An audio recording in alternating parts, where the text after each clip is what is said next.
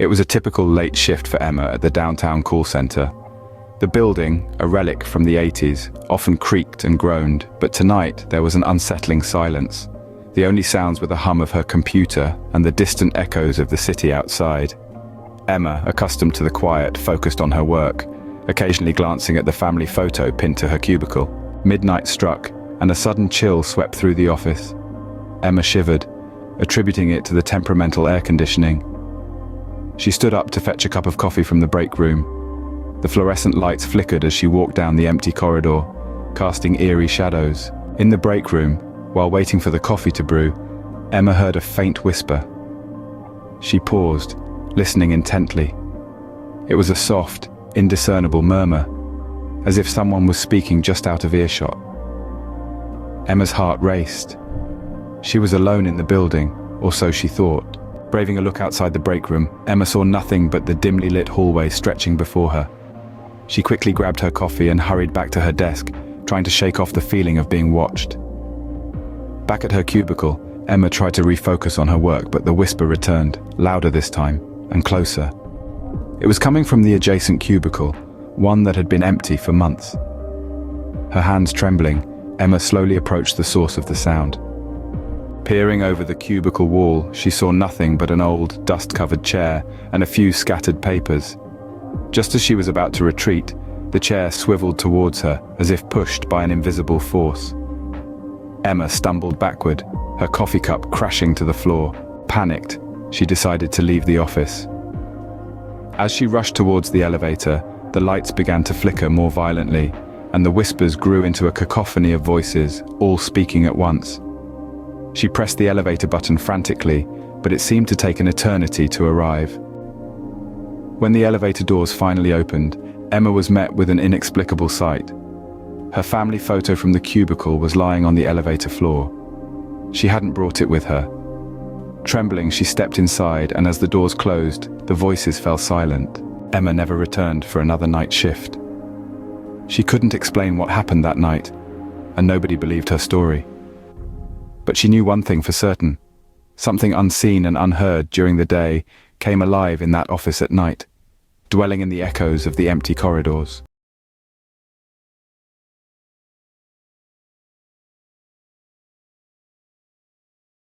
The old hospital on the outskirts of town had been abandoned for years. Its once gleaming halls, now a haven for dust and decay. Yet, for reasons unknown, the city had decided to station a lone night guard there.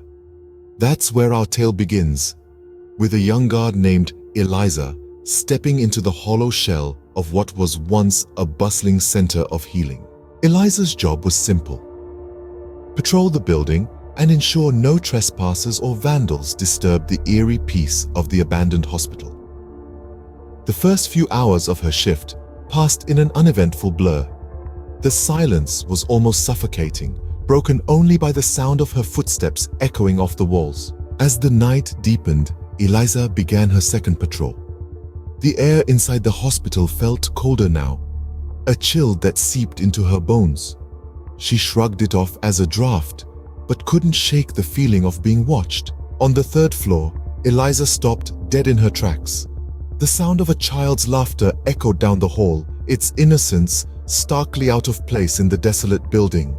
Heart pounding, Eliza followed the sound, her flashlight's beam cutting through the darkness. The laughter led her to what once was the pediatric ward. The moment she stepped in, the temperature dropped, her breath visible in the air. The laughter stopped abruptly, replaced by a deafening silence. Then, the whispers started, soft and unintelligible, coming from all around her. Eliza wanted to leave, but her sense of duty anchored her in place. She explored the ward, finding nothing but remnants of a time long gone. Old toys, faded murals, and empty beds. She left the ward, eager to return to the safety of the main entrance. But the hospital had other plans. Hallways twisted and turned unnaturally, leading her in circles. Doors she had passed before were now gone, replaced by solid walls. Panic set in as Eliza realized she was lost. The whispers grew louder, more insistent. Then, amidst the chaos, a clear voice emerged, calling her name. It was coming from the basement, a place she had been warned to avoid. Driven by a mixture of fear and curiosity, Eliza found her way to the basement. The door creaked open, revealing a pitch-black abyss. As she descended the stairs, the voice grew clearer, guiding her deeper into the darkness. At the bottom, she found an old operating room. In the center, an operating table sat, illuminated by a single flickering light. On the table lay a teddy bear, its one remaining eye staring blankly at the ceiling. Eliza reached for the bear, and as her fingers touched it, the room erupted into life. Lights flickered on, machines whirred, and the sound of a heart monitor filled the air. Then, as quickly as it began, it all stopped, plunging her back into darkness. Eliza fled, the hospital's corridors now strangely accommodating, leading her swiftly to the exit. She emerged into the night, the hospital's heavy doors closing behind her with a final, echoing thud.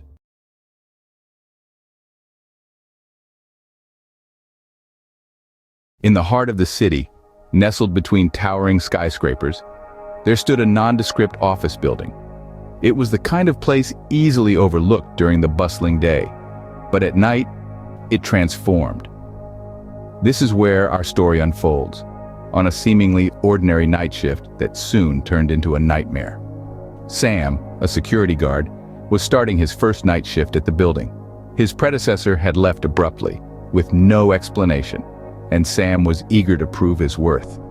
The job seemed straightforward: patrol the building, monitor the cameras, and ensure everything was secure.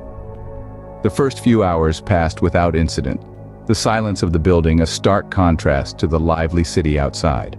As midnight approached, Sam started his routine check. The lower floors were uneventful, but as he ascended to the higher levels, a sense of unease began to creep over him.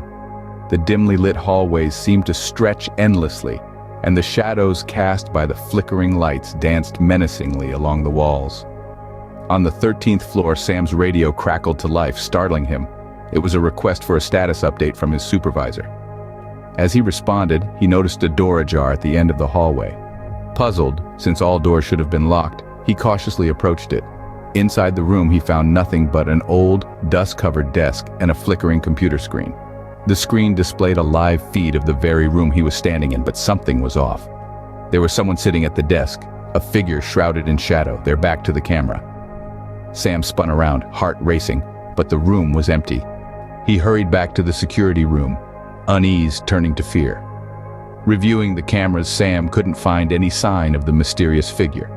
He decided to do another round, hoping it was just his imagination playing tricks on him. As he walked, the building seemed to come alive.